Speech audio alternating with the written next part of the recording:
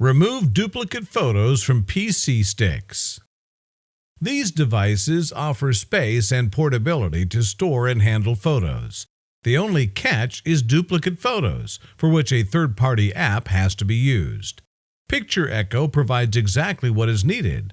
It's easy to use and gets the job done really fast. Here goes the exact procedure. 1. Download PictureEcho Setup and install it on your computer. 2. Launch the software and use the Add Path button to select the stick you want to scan. 3. Choose Exact Match to scan for duplicate photos and similar photos to look for similar photos. Click Similarity Settings for more options on the Similar Photos scan. 4. Click Start Search to launch the scan. 5. The footer will display useful info about the scan results when the scan is over. Click Select Duplicates and choose what type of photo to be retained from each duplicate group. 6. Click Select Action and select Permanent Delete to clean them up.